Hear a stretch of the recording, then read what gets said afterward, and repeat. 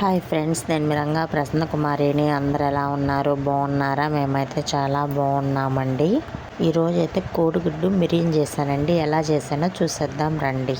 First అయితే గుడ్లు అయితే ఉడకబెట్టి అయితే తీసుకున్నాను. ఇక్కడ 4 గుడ్లు అయితే తీసుకున్నాను కదా, చూడండి పొగలు కూడా వస్తున్నాయి చూడండి. ఇంకా ఉడకబెట్టి తీసుకున్నాను కదా, తీసుకున్న తర్వాత వీటిని అయితే ముందు ఒలిచి పెట్టేసి పక్కన పెట్టుకుందాం ఫస్ట్.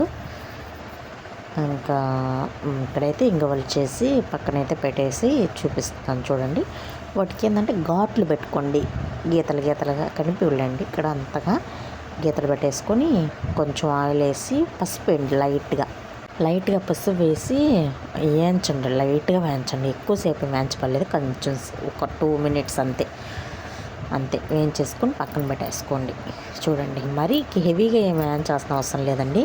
ఇంకేం చేసి పక్కన తీసేసుకుందాం. ఇక్కడైతే అదే ప్యాన్లోనే అదే ఆయిల్లోనే తిరగమాత గింజలు అయితే వేసేసి పోపు అయితే పెట్టేస్తున్నాను చూడండి.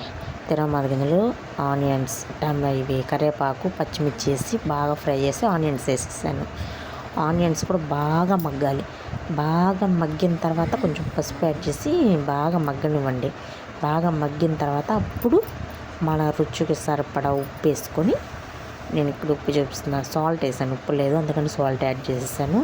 అవి కూడా ఎర్రగడ్డలు బాగా ఫ్రై అయిన తర్వాత ఎగ్స్ కూడా వేసేసి కారం అయితే వేసేసాను. ఇక్కడ మా పాప తిందని చెప్పేసి మా పాప కోసం అయితే పక్కన పెట్టేసి ఒకటి మిగతా 3 చేశారనమాట. ఇంక ఇక్కడ కర్రీ అంత మళ్ళీ కారం ఉంటుందో ఉండదని మళ్ళీ యాడ్ చేశానంట. ఓకేనా, బాయ్.